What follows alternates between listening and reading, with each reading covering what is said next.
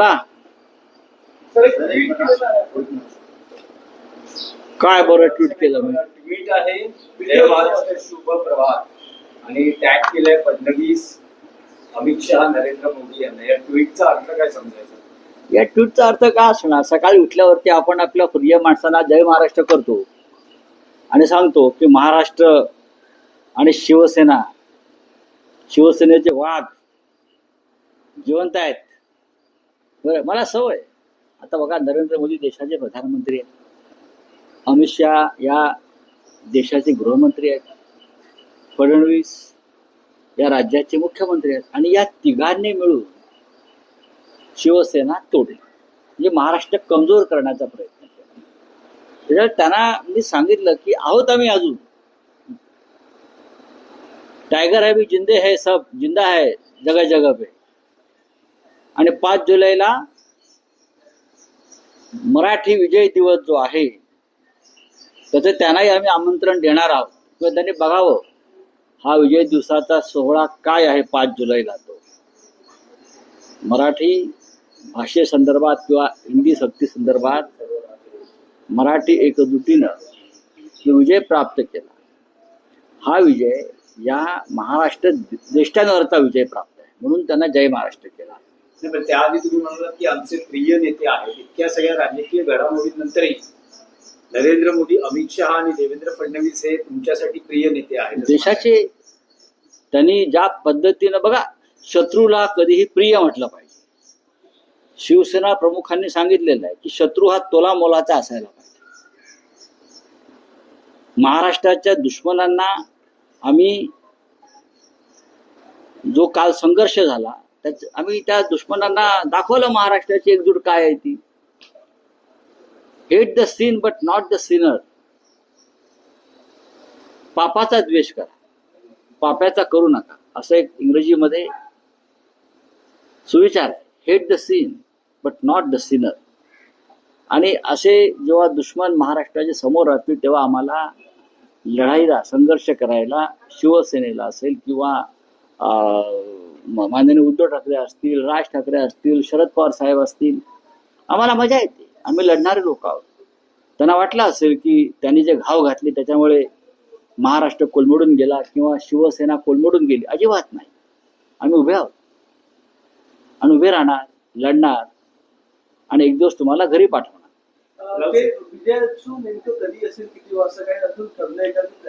ठरलंय माझं. काल सन्माननीय मनसे प्रमुख राज ठाकरे यांच्याशी चर्चा झाली. माननीय उद्धव साहेब, शिवसेना पक्षप्रमुखांशी चर्चा झाली आणि त्यानंतर असं ठरलं की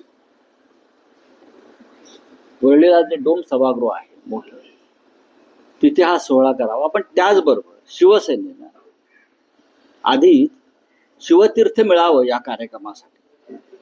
यासाठी आम्ही विनंती अर्ज केलेला आहे, कारण मराठी माणसाचा हा सोहळा शिवतीर्थावर व्हावा अशी एक भूमिका होती. अर्ज तो आमचा अजूनही पेंडिंग आहे. अनिल परब त्यासाठी प्रयत्न नक्कीच करताय, पण हे सरकार काय आम्हाला ती परवानगी देणार नाही, आम्हाला माहिती आहे. शिवतीर्थावर जिथे शिवसेनेचा जन्म झाला, मराठी माणसाच्या एकजुटीचा जन्म झाला, त्याच्यामुळे मनसे प्रमुख राज ठाकरे यांनी डोमचा पर्याय सुचवला आणि तो आम्ही स्वीकारला सगळ्यांनी. आता त्या संदर्भात काल आमची एक बैठकही झाली आणि त्या बैठकीमध्ये साधारण कार्यक्रमाचं स्वरूप कसं असावं, काय असावं, किती माणसं येतील, हे सगळं आम्ही त्याच्यावरती चर्चा केली. पहिली चर्चा केली. 5 जुलैला साधारण 12 ते 12:30च्या दरम्यान हा कार्यक्रम सुरू होईल आणि मुंबईमध्ये सध्या एकमेव भव्य सभागृह किंवा एक मोकळी जागा आहे आणि त्या कार्यक्रमाला नक्कीच उद्धव ठाकरे आणि राज ठाकरे उपस्थित राहतील. ठाकरे एकत्र येतील त्या कार्यक्रमाच्या व्यासपीठावर. त्याच्याविषयी आता दुमत असण्याचं आणि शंका असण्याचं कारण नाही. पण या लढ्यात जे सहभागी झाले सगळे, मग राष्ट्रवादी काँग्रेसचे नेते असतील, काँग्रेसचे नेते असतील, डावे पक्ष असतील, या सगळ्यांना आम्ही आमंत्रित करू. कारण आपण जेव्हा म्हणतो की मराठी एकजूट, महाराष्ट्राची एकजूट, ती एकजूट ही राजकीय मतभेद आणि राजकीय पक्षांच्या पलीकडली एकजूट आहे. आणि आम्हाला या दिल्लीला हेच दाखवायचं आहे. जेव्हा जेव्हा दिल्लीनं अघोरी कायद्यांच्या आधारे किंवा सत्तेच्या आधारे आमच्यावरती हल्ले केले, तेव्हा महाराष्ट्र हा अधिक ताकदीनं उसळून उभा राहिला. हेच आम्हाला नरेंद्र मोदी, अमित शहा आणि देवेंद्र फडणवीस यांना दाखवायचं आहे. म्हणून त्यांना आज मी जय महाराष्ट्र केला. नाही, पण राऊत साहेब, उद्धव ठाकरेंच्या युती संदर्भात काल राज ठाकरेंनी पत्रकार परिषदेमध्ये एक विधान केलं. ते म्हणतात युती आघाड्यांचा विचार निवडणुकांच्या वेळी करू, मराठी भाषिकांच्या या विजयाला कुठल्याही पक्षीय लेबल लावू नका, असं त्यांनी आवाहन केलेलं आहे. बरोबर बोलले आहेत ते.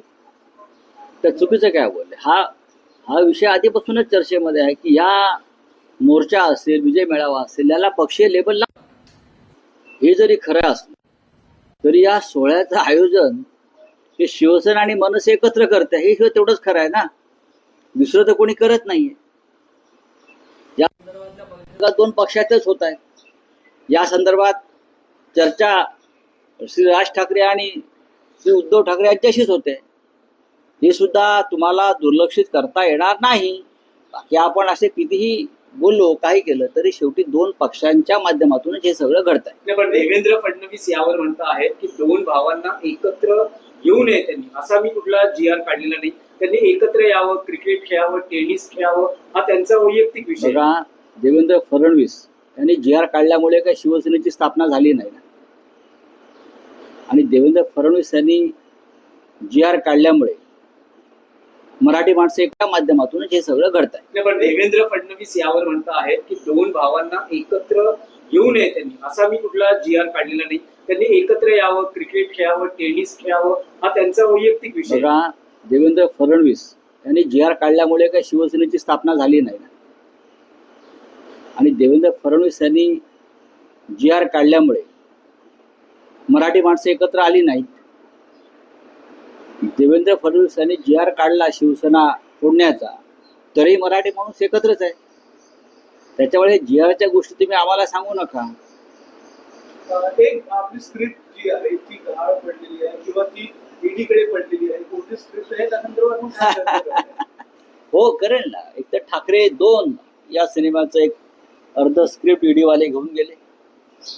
जॉर्ज फर्नांडिस त्यांना वाटलं खूप मोठं काहीतरी स्कॅन्डल आहे, ते घेऊन गेले. आता आम्ही अर्ज केलाय, आम्हाला परत द्या म्हणून, आम्हाला काम करायचं त्याच्यावरती. राऊत साहेब, फडणवीस वारंवार असं म्हणत आहेत की डॉक्टर माशेलकर समितीचा जो अहवाल आहे हा उद्धव ठाकरे यांच्या नेतृत्वाखालील सरकार, म्हणजे ते मुख्यमंत्री असतानाच्या सरकारने स्वीकारला होता.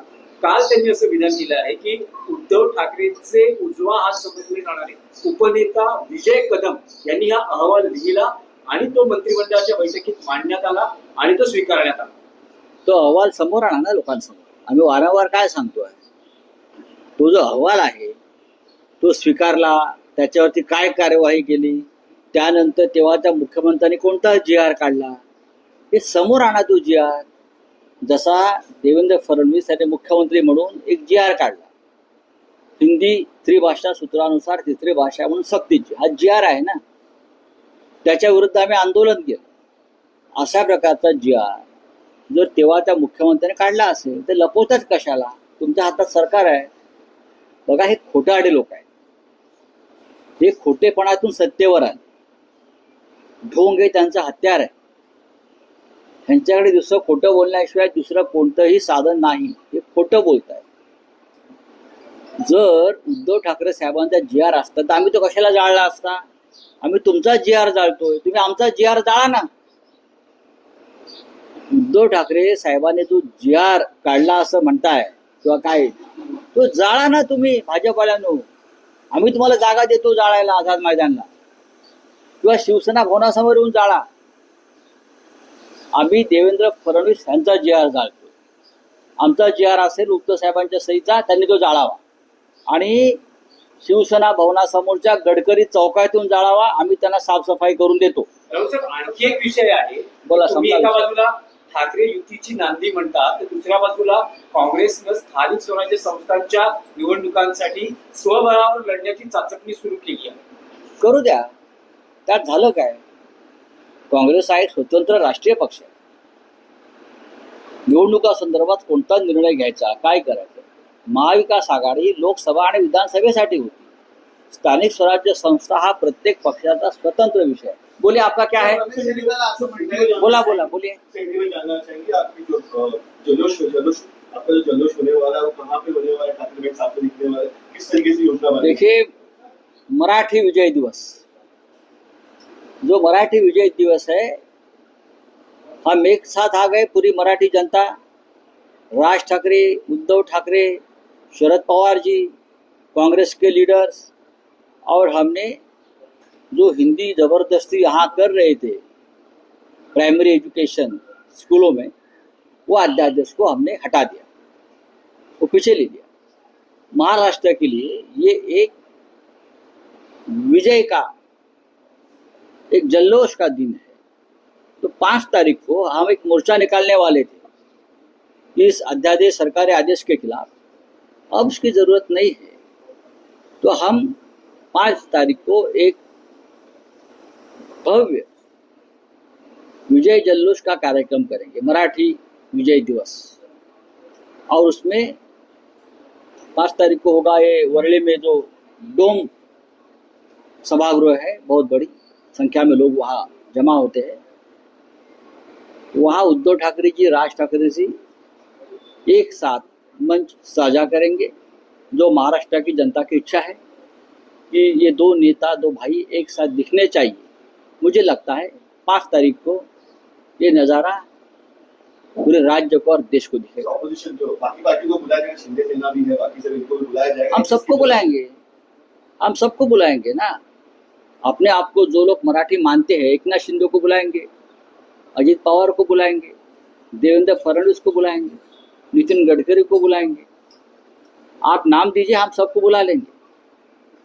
अपने आप को जो मराठी बोलते हैं कि हम मराठी नेता है महाराष्ट्र के, तो हम सबको बुला लेंगे. आप आइए अगर आना है तो. चले, थैंक यू. आपके आंदोलन के बाद महाराष्ट्र में सिक्योरिटी बिल आ रहा है, आप किस तरीके से देख रहे हो कि आपके आंदोलन के बाद नौकरी ये विधायक आने की बात की जा रही है? ये जो बिल है, ये सिक्योरिटी बिल नहीं है, एक नई इमरजेंसी वाला बिल है. चल सर.